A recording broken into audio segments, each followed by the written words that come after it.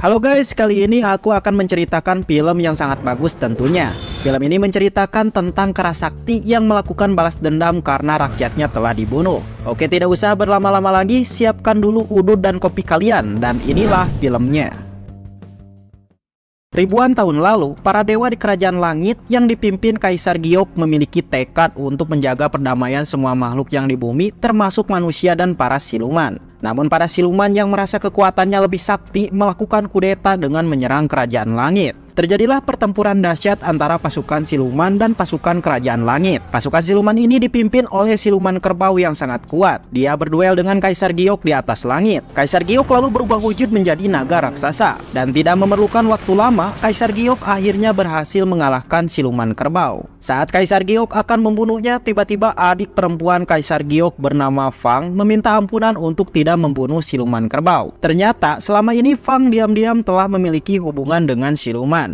Dengan berat hati Kaisar memaafkannya, namun ia akan mengasingkan Fang dengan para siluman di Gunung Berapi dan tidak boleh kembali ke kerajaan langit selamanya. Setelah peperangan usai, kerajaan langit menjadi hancur. Seorang dewi yang bernama Dewi Nuah memutuskan untuk mengorbankan diri dengan cara merubah tubuhnya menjadi batu-batu yang bersinar untuk membangun kerajaan langit menjadi seperti sedia kala. Ia juga menciptakan perisai langit yang sangat sakti dan tidak bisa ditembus oleh siapapun. Kemudian salah satu pecahan kristal dari Dewi Nuah turun ke bumi dan terjatuh di pegunungan Huako. Siapa sangka di dalam kristal itu terdapat benih-benih kehidupan yang perlahan demi perlahan berbentuk siluman kera.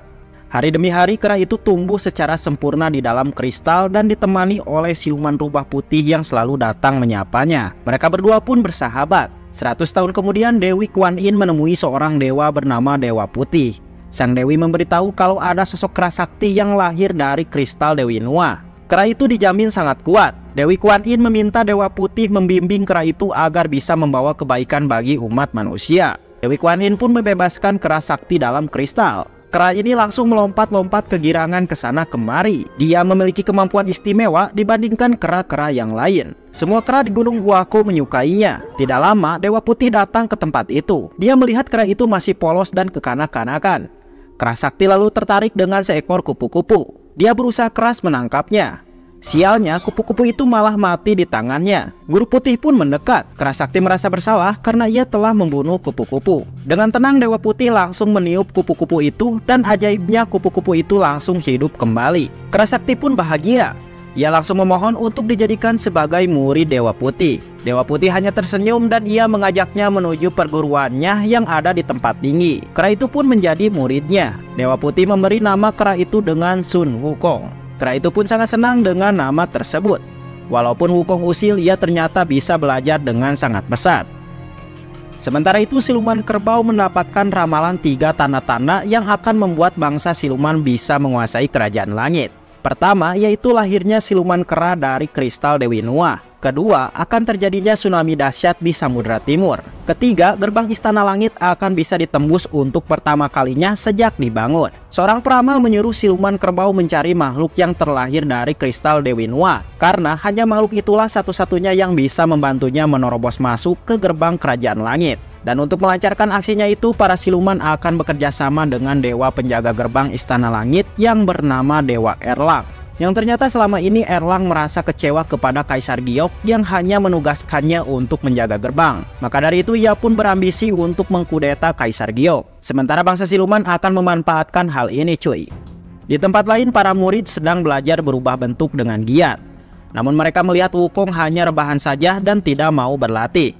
Tentu saja para murid merasa muak dan menghina Wukong sebagai kera pemalas yang tidak tahu berterima kasih. Wukong pun marah. Dia turun dan menunjukkan kemampuannya berubah bentuk. Ia berubah menjadi berbagai macam hewan. Ia kemudian berubah menjadi badak dan menusuk bujur salah satu murid hingga ngacleng. Dewa Putih datang dan ia pun marah karena Wukong sudah keterlaluan. Dewa Putih pun langsung melempar Wukong ke universe lain. Wukong ketakutan melihat api yang membara di sekelilingnya. Wukong pun kembali siuman.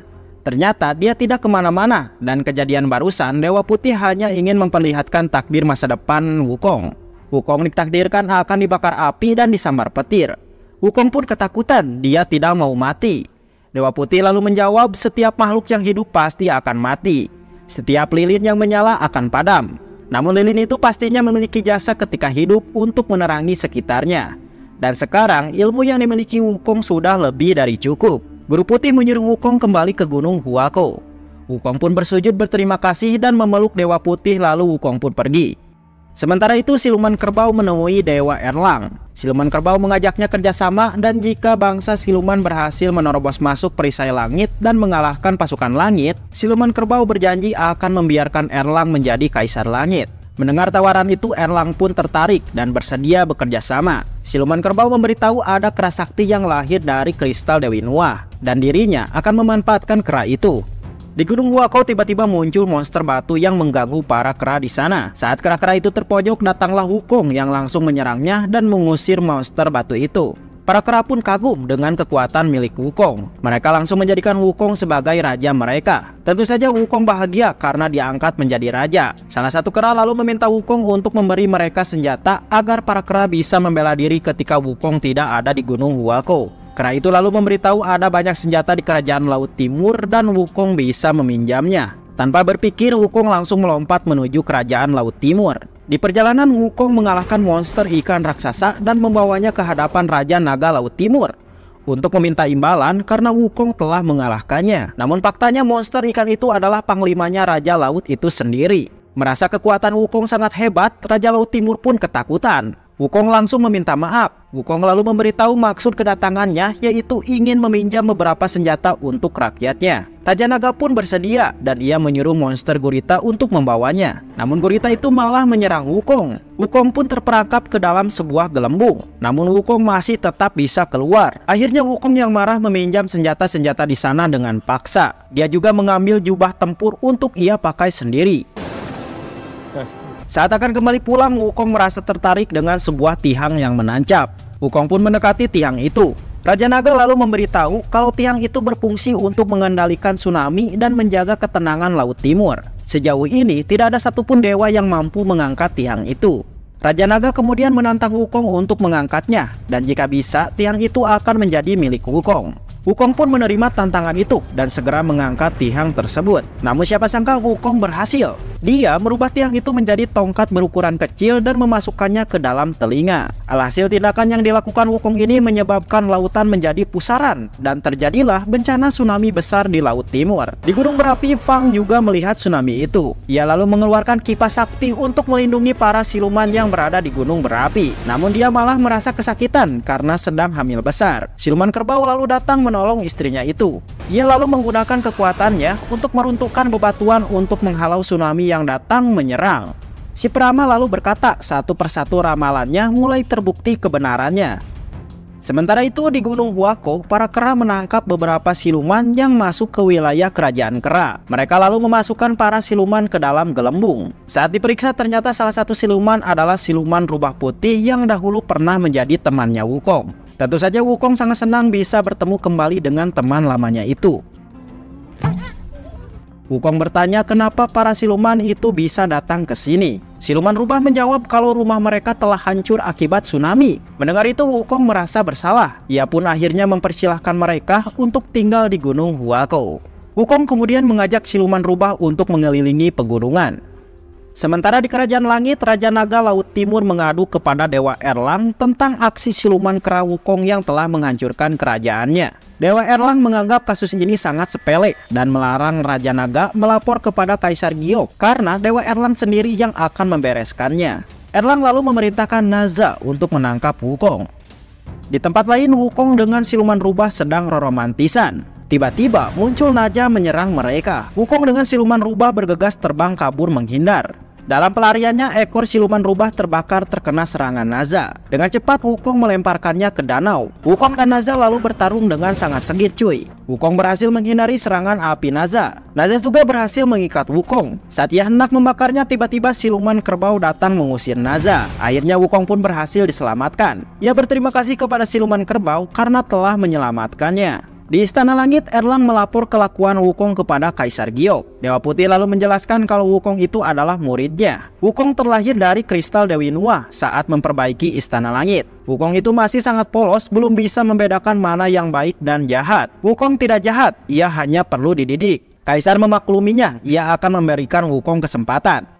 Sementara itu siluman kerbau sedang merayu Wukong. Menurutnya Wukong itu sangat hebat dan tidak layak menjadi raja di Gunung Huako saja. Wukong yang terlahir dari kristal Nuwa seharusnya menjadi dewa dan berkuasa di Istana Langit. Wukong pun penasaran dan menanyakan apa yang menarik dari Istana Langit. Siluman kerbau memberitahu kalau di Istana Langit ada dewa yang bisa menghidupkan kembali yang sudah mati. Wukong pun menjadi semakin penasaran. Ia ingin belajar untuk menjadi kuat di Istana Langit. Wukong pun langsung terbang menuju Istana Langit.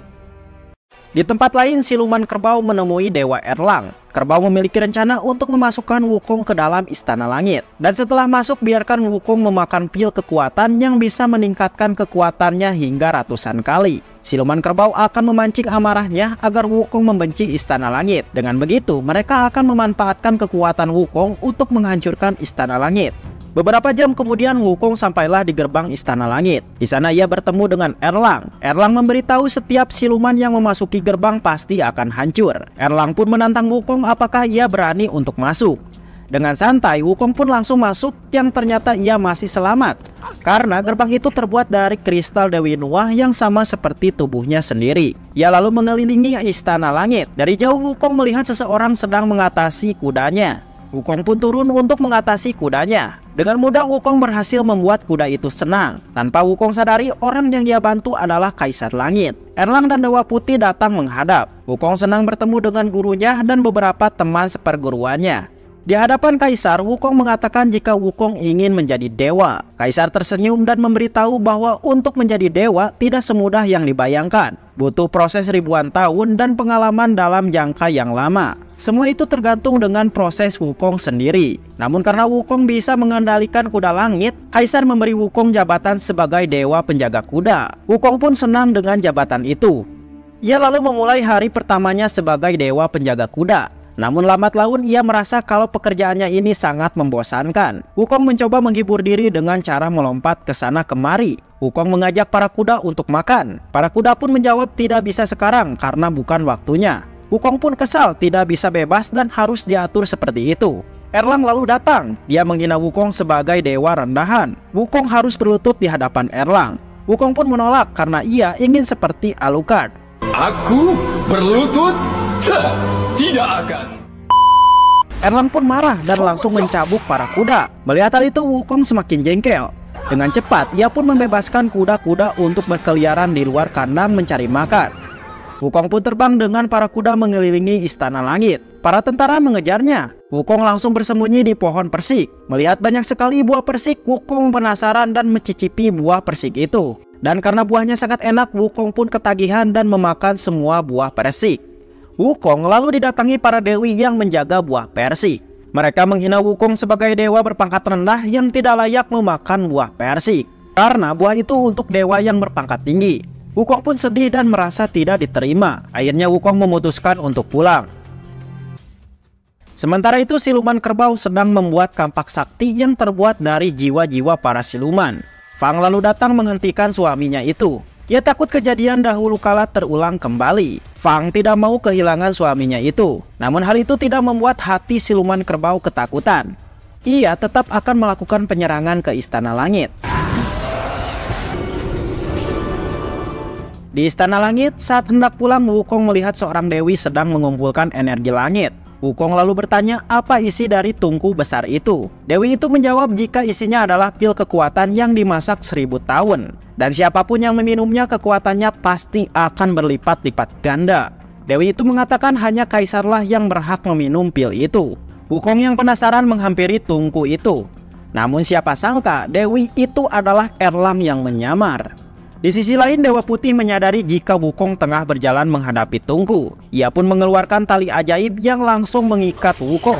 Erlang kemudian datang dan hendak menangkap Wukong. Dewa Putih menyuruh Wukong menyerah karena Wukong telah membuat kekacauan. Jika Wukong mengaku Kaisar Langit pasti akan memaafkannya. Namun Erlang dan pasukannya malah menyiksa Wukong tanpa ampun. Erlang berniat membunuh Wukong. Wukong yang marah melihat tungku api bisa menghancurkan tali ajaib. Dengan cepat Wukong langsung masuk ke dalam tungku itu untuk membakar tali yang mengikatnya. Di dalam tungku kobaran api dan sambaran petir menyerangnya. Wukong lalu melihat 3 butir pil sakti. Wukong pun meminumnya dan tiba-tiba tungku itu hancur. Wukong pun berhasil keluar dari dalamnya. Wukong langsung menghajar Erlang secara brutal. Erlang pun kesusahan menghadapi Wukong yang sekarang lebih kuat. Mereka berdua lalu mengeluarkan senjata sakti mereka masing-masing. Terjadilah pertempuran sengit. Erlang kabur, Wukong langsung mengejarnya. Dewa Putih lalu menghadap Kaisar dan meminta maaf karena dia telah gagal mendidik Wukong. Namun Kaisar tidak marah dan membiarkan Wukong, karena ia percaya semua ini adalah takdir yang harus Wukong lalui. Saat kembali ke Gunung Huako, Wukong sedih melihat para kera telah mati. Wukong juga menemukan tubuh siluman rubah putih yang telah tewas. Terlihat ada awan hitam yang menyelimuti lehernya. Wukong pun marah dan berniat balas dendam. Di saat Wukong menguburkan semua rakyatnya, tiba-tiba siluman kerbau datang memberitahu jika pelakunya adalah pasukan dari Istana Langit. Mendengar itu, Wukong menjadi marah besar.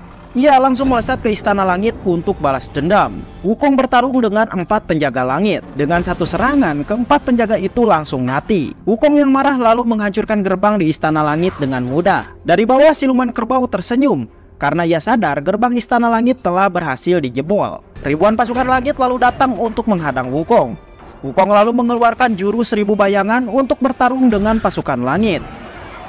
Wukong yang diselimuti dendam memporak-porandakan Istana Langit dalam sekejap saja. Dari bawah, siluman kerbau terbang menuju Istana Langit sambil membawa kampak saktinya. Di dalam istana, Kaisar Giok berubah menjadi naga untuk menghadapi Wukong.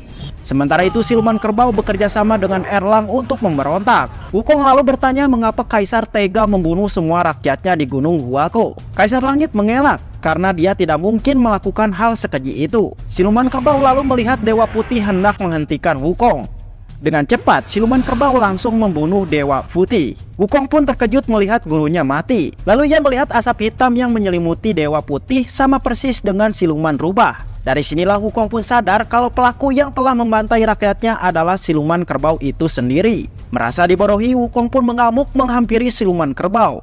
Sementara itu, siluman kerbau tengah bertarung dengan Kaisar Langit. Dengan kampak saktinya, siluman kerbau menebas Kaisar Langit bertubi-tubi hingga tidak berdaya. Di saat Erlang akan membunuh Kaisar, Wukong pun muncul dan menyerang Erlang hingga ngacleng.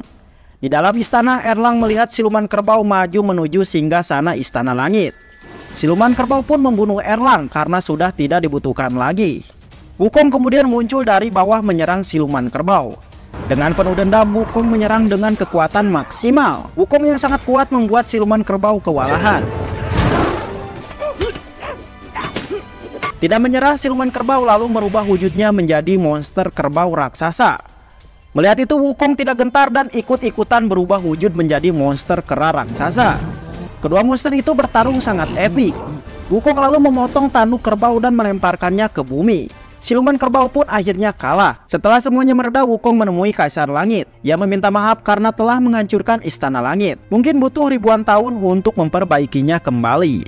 Langit lalu berubah warna dan muncullah Buddha raksasa menghampiri Wukong. Buddha akan menghukum Wukong atas kelakuannya menghancurkan Istana Langit. Wukong pun mengakui kesalahannya dan ia akan menerima hukuman dari Buddha, yaitu dikurung di bawah Gunung 5 Jari hingga suatu saat nanti ada seseorang yang akan membebaskannya. Dan Wukong diramalkan akan menemani orang itu untuk mencari kitab suci. Beberapa tahun kemudian, Fang dan anaknya menemui seekor kerbau yang tanduknya putus sebelah. Dan ia adalah siluman kerbau yang dikutuk. Dan film pun tamat. Mantap sekali.